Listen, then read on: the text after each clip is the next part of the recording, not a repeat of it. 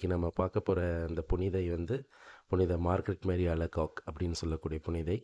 இவங்க ஜூலை மாதம் 22 1647 ஆண்டு ஃப்ரான்ஸ் நாட்டில் பிறந்தவங்க. இவங்க ஒரு எளிமையான குடும்பத்தில் பிறந்த ஒரு புனிதை. இவங்க மொத்தம் 7 பேர் சகோதர சகோதரிகள். அதில் வந்து இவங்க ஐந்தாவது மகளாக வந்து பிறக்கிறாங்க. சின்ன வயசுலேருந்தே இவங்க வந்து இறையாண்டவர் மேலே ரொம்ப பக்தி. இயேசு அப்போ இறுதியாண்டவர்ன்ற ஒரு கான்செப்ட் இல்லை, இயேசுவின் மேலே அதிக பக்தி இருந்தது. 7 வயதில் இவங்க வந்து இவங்க தனிப்பட்ட முறையில் இயேசுக்கிட்ட வந்து தூய்மைன்ற வாக்குத்தப்பாடு எடுத்து வாழ்ந்துன்னு வந்தாங்க. இவங்களுக்கு அடிக்கடி உடம்பு சரியில்லாமல் போகும், ஆனாலும் இயேசு வந்து குணமாக்கிக்கிட்டே இருந்தார். சிறு வயதிலேயே அவங்க அப்பா வந்து உடல்நிலை பாதிக்கப்பட்டு நிமோனியாவால் பாதிக்கப்பட்டு இறந்து போயிடுறாரு. அந்த மாதிரி இறந்து போகும்போது இவங்க குடும்பம் ரொம்ப கஷ்டமான ஒரு சுச்சுவேஷனில் வருது.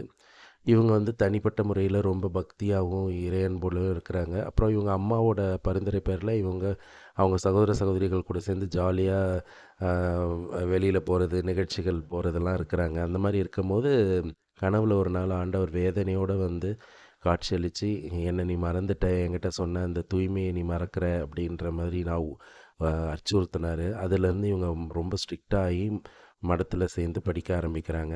இவங்க வந்து விசிட்டேஷன் காங்கிரிகேஷனில் போய் சேர்றாங்க. அந்த சபையில் வந்து இவங்க ரொம்ப தூய்மையான முறையில் ரொம்ப எளிமையான வாழ்க்கை வாழ்ந்துட்டுருக்காங்க. ஆனால் இவங்களுக்கு அடிக்கடி உடல்நிலை பாதிக்கப்படுது. இவங்களுக்கு கல்வி அறிவும் ரொம்ப இல்லைன்றதுனால மற்ற கூட இருந்த சிஸ்டர்ஸ்னால் ரொம்ப ரொம்ப இவங்க வந்து உதாசனம் செய்யப்படுறாங்க. ஆனால் இவங்க அதை பற்றிலாம் கவலையே படலை. இவங்க ஆண்டவர் மேலே இருக்கிற அந்த ஒரு பக்தியோடவே வாழ்ந்துட்டு வராங்க. இவங்க தன்னுடைய 25வது வயசில் குருத்துவம் கன்னிஸ்திரியாக பதவி வைக்கிறாங்க. ஆனாலும் இவங்களுக்கு அந்த வார்த்தைப்பாடு கொடுத்ததுக்கப்புறம் ஒரு ஆண்டுக்கு அப்புறம் தான் இவங்களை வந்து அந்த உடுப்பு மட்டும் கொடுத்துட்டாங்க. ஆனால் வார்த்தைப்பாடு ஒரு ஆண்டு கழித்து தான் எடுக்கிறாங்க. ஏன்னா இவங்க அடிக்கடி உடல்நிலை பாதிக்கப்படுதுன்றதுனால இவங்களை ரொம்ப சாதாரண வேலைகளுக்கு மட்டும்தான் பயன்படுத்தினாங்க. கான்வெண்ட்டில் இன்ஃப்ளமேட்டரி உடல்நிலை பாதிக்கப்பட்டவங்களை பார்த்துக்கிறது, அப்புறம் வந்து க்ளீனிங் ஒர்க்கு, இந்த மாதிரி வேலை ரொம்ப எளிமையான ஒர்க்காக இருந்தாலும் இதை பற்றி இவங்க கவலைப்படாமல் ரொம்ப சந்தோஷமாக அதை செஞ்சுட்டு இருந்தாங்க. அந்த நேரத்தில் 1673ஆம் ஆண்டு இவங்களுக்கு இயேசு கிறிஸ்து வந்து காட்சியளிக்கிறாரு. அதில் இயேசுவோட இதயம் வந்து தீயால் பற்றி எரியிற மாதிரி வந்து அவங்க பார்க்குறாங்க. அதை பார்த்ததும் தான் இயேசுவோட இதயத்தை நம்ம எத்தனை பேர் உதாசீனப்படுத்துகிறோம், எப்படிலாம் அதை வந்து இக்னோர் பண்ணுறோம், அது நம்மளோட அந்த வெதுவெதுப்பான மனதால் அவரை நிறைய முறை காயப்படுத்துகிறோம், ஆண்டவர் மேலே முக்கியத்துவம் கொடுக்காம நிறைய நிறைய எக்ஸ்டர்னல் திங்ஸில் நம்ம கான்சன்ட்ரேட் பண்ணுறது வந்து ஆண்டவருக்கு ரொம்ப வேதனை கொடுக்குது அப்படின்னு சொல்லி காட்சியளிக்கிறாரு. பல முறை வந்து இவரை காட்சியளிக்கிறாரு. அதே மாதிரி இயேசு இறப்பதற்கு முன்னாடி நாள் கெத்சமனி தோட்டத்தில் அனுபவித்த மரண வேதனையையும் இவங்களுக்கு வந்து உணர்த்துறாரு. அந்த மாதிரி இருக்கும்போது இவங்கள தினமும் வந்து ஒவ்வொரு வியாழக்கிழமையும் இரவு வந்து திருமணி ஆராதனை சொல்கிற மாதிரி கேட்டுக்கிறாரு ஆண்டவர். அதே மாதிரி இவங்க ரெகுலராக சொல்கிறாங்க. நற்கரை ஆராதனையும் சொல்கிறாங்க. திருப்பலியில் பங்கேற்று கொடுக்குறாங்க.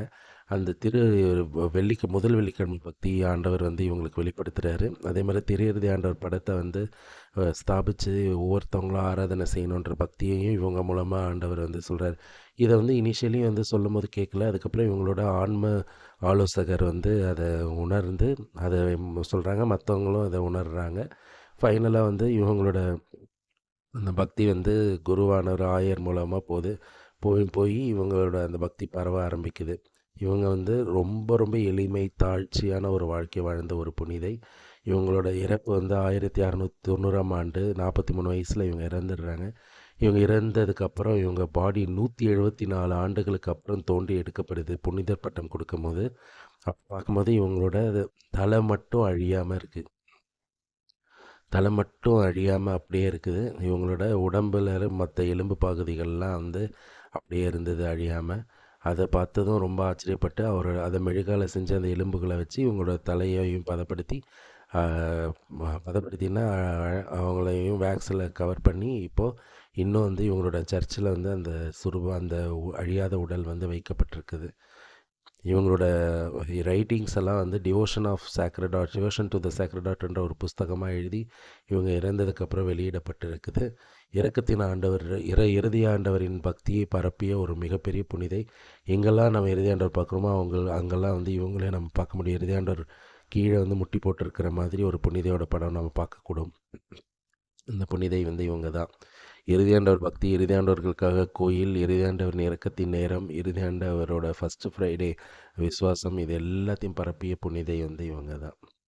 Praise the Lord. இதை நிறைய பேருக்கு சொல்லுங்கள், நிறைய பேருக்கு ஷேர் பண்ணுங்கள், நிறைய பேரை வந்து இந்த புனிதர்களை பற்றின வாழ்க்கையை அறிவிக்கிறதுக்கு நீங்கள் உதவி செய்யுங்க. Praise the Lord.